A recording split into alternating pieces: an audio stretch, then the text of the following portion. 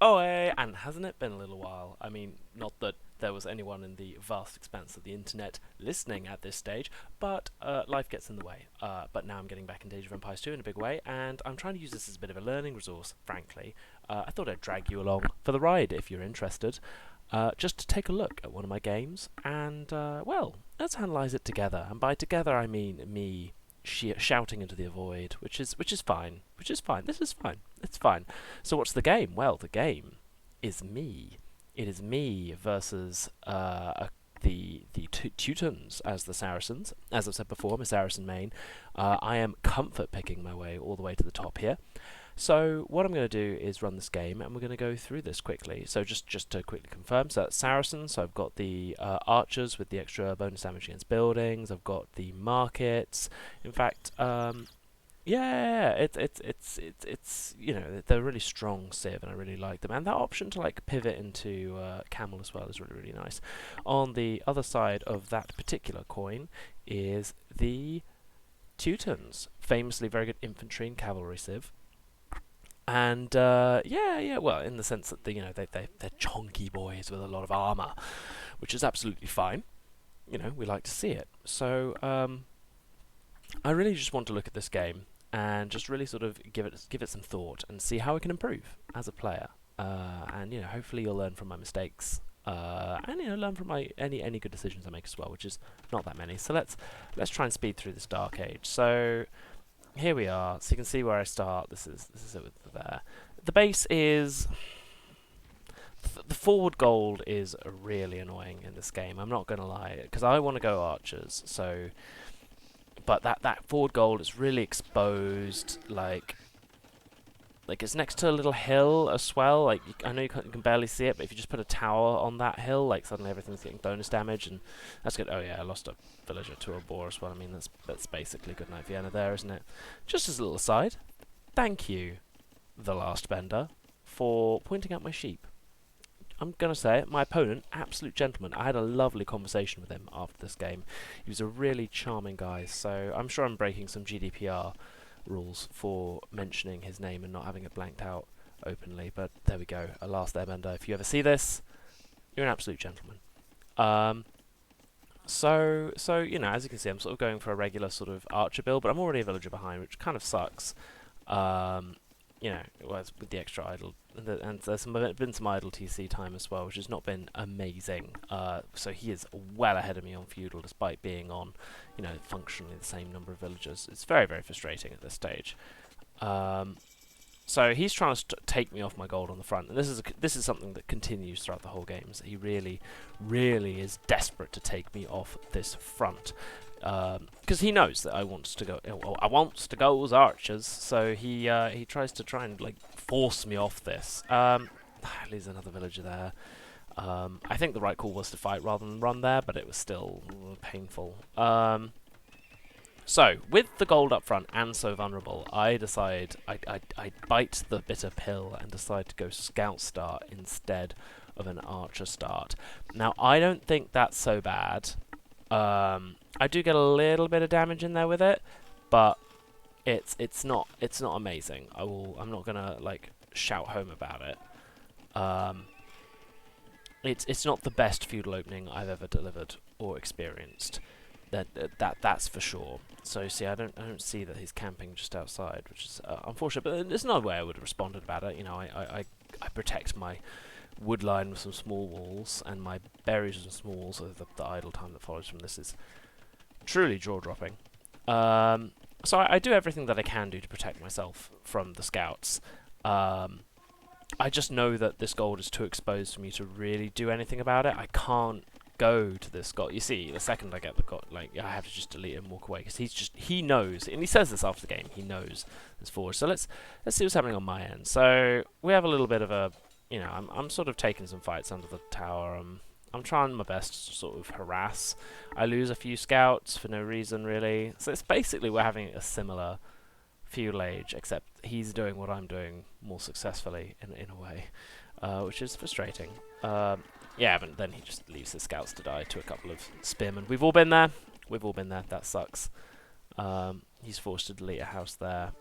getting a few taps. I'm trying to be at this stage. I'm at the stage where I'm like, well, realistically, I'm not gonna get any kills here. But if at the very least I can get him to micro around me and like be frazzled, then I can get a little bit of a win from that. And I think it's worked because the villager gap is only a villager and a half. And given that he's, you know, he doesn't know this, but you know, I'm 2 villagers down by default. Like, I'm not so upset about that. I think I've frazzled him enough to earn my place in you know, Valhalla. Oh yeah, I think I get another villager here as well, which is nice. Yeah, as you can see here, he's just popped into Castle Age, which is scary because I was really hoping to beat him there. As the Saracens, I really should have beaten them there, really. But you know, I didn't. So such is life. Yeah, I don't know why he does that. I think he's just scared I'm going to go after his gold, but he just leaves his villager completely exposed, which I then proceed to micro myself out of several times. But it's fine. I get him without any casualties. It's okay. Yeah, you can see me force dropping for the castle, which is so slow in hindsight. So slow. And you can see my resource imbalance is nuts. Like, thankfully I can put it to good use because I fully intend to go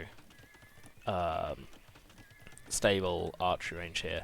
See, I had an instinct this game that I should have gone like camel crossbow, and I kind of wish I'd stuck with it. But you know, we'll see how this develops as we go on. I'm trying to get some scouting done as well. Trying to see where the map is. I mean, I don't really, as I said, I don't really like my map. I finally feel like I've got the game locked down enough to go to my gold, which I kind of don't. I still haven't walled off here. I really should have, for reasons that will become apparent later. Ugh, foreshadowing. But you know, I feel safe enough to go here. Oh, he picks up a cheeky kill there, which is frustrating, is what it is. So yeah, this is where I am. He's on 3 TCs, and like, you know, am I aware of this? I'm not aware of this yet. I suspect he's booming because I know that Teutons are good at it, but I don't know it. I don't have it as a fact. I should have checked that with those scouts. See, now I think I know. No, I still don't know. Now I know. There we go. So now I'm like, yeah, he's a boomer, and that's fine. I'd be doing the same in his position. You know, he's comfortably a couple of villages ahead, and he's just cementing that lead, right? But like, I'm like, no, I can make something out of this. I decided to prove that point by picking some really bad fights here. God, I picked some bad fights. Oh boy. So yeah, a point that my opponent raised at this stage, and I really agree with him with this, is why wasn't I putting a siege workshop forward? I had the resources for it, I just wasn't. I could just dump a siege workshop here and start putting pressure on this town centre, because like diving under the TC with a bunch of camels is just not getting me anywhere, especially as I know that he's gone heavy into spear, which is fine as a Teuton player. Like, you're rewarded for going into barracks units, right? So he's going into units he likes, and I'm in units which are fine, especially as I know he's going to pivot to cavalry at some point. But I'm not putting any actual pressure on him. I'm not forcing him to do anything, and so his villager count can just like tick up higher and higher and higher, whereas mine, being at 1, now 2 TCs, is sort of limited, which is, you know, it's a shame. Especially as camels aren't really good raiding units. The 0 pierce armor really hurts. And just diving them in against pikes is fine. I mean, he does me the courtesy of running them in one at a time, which is fine. This was a bizarre idea I had. Instead of going like, I need a siege workshop to help clear this up, I'm like, no, cavalry archer.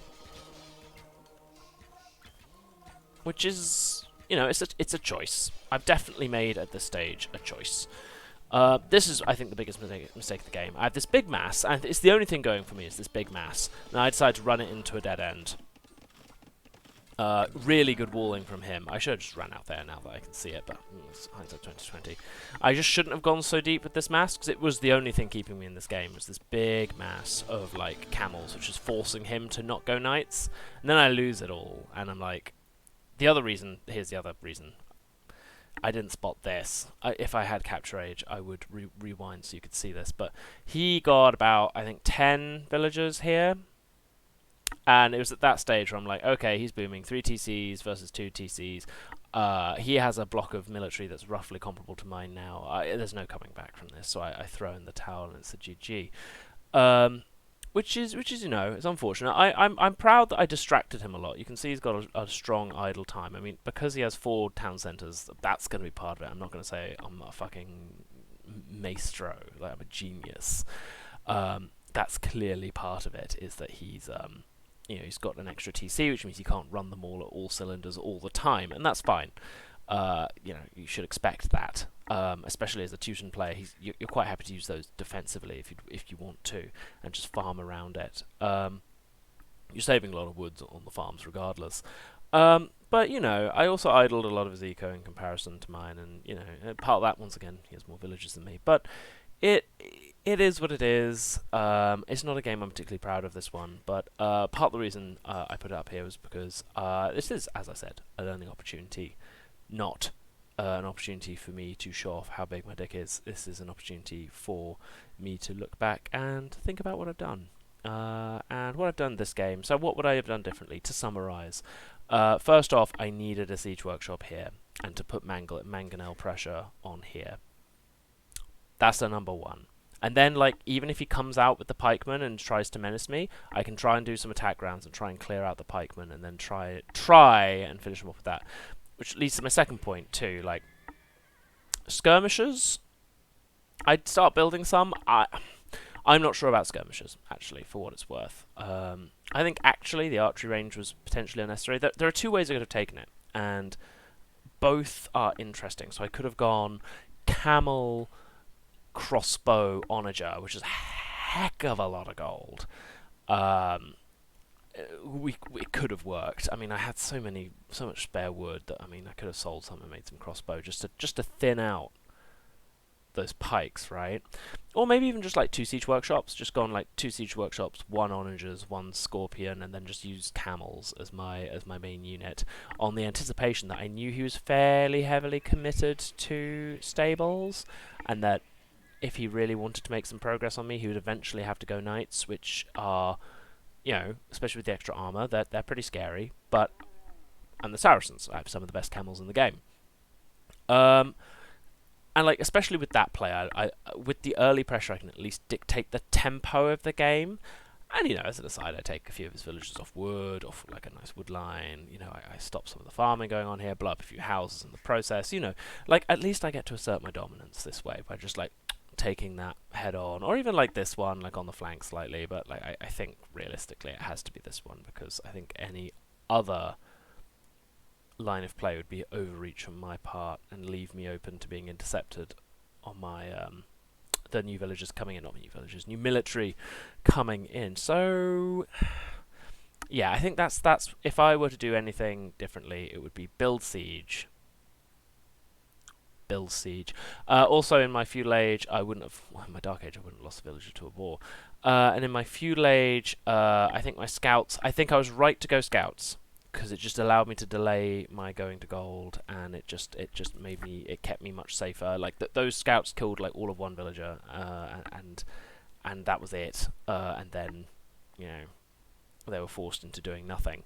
So my feudal was fine. I think if I were to play that again, I think I would have scouted my threats a bit better, and maybe kept him off his farms here a bit more. But he was already walled up here, so it's not like I could do much damage. I think I had the right idea in feudal age, which is just scouting his peripheries, knocking off a villager here and a villager there. That's fine. My feudal was capital F fine. The only downside, I think, was that I just went to castle too slow. That was my big thing, is that I should have maybe tried to get into castle a little bit faster, so I could get access to the camel and the siege that I needed. As soon as it was clear that oh, these scouts aren't going to do much damage, it should have just been okay, slam down a load of farms. Sell. Don't even necessarily bother going to gold immediately if you don't have to. Maybe just sell your stone and just up. So yeah, that would be my thing. So I guess that's the 2 points. 1, I needed a siege workshop, and 2, I needed to be in the castle age, just a touch earlier. I think not early, but earlier. Absolutely. So I hope that people enjoyed that. I mean, I'm a bit tired, so if my commentary seems a little bit tongue twisted, that's why. But hopefully you enjoy watching me lose. Why not? And yeah, until next time, I'll try and put out some videos relatively regularly, not massively regularly, I have to admit. But as I said, this isn't really for you guys. This is for me. This is how I learn. There you go. Watch your replays, kids. That's how you get better. Anyway, have a good day. Cheerio. Bye.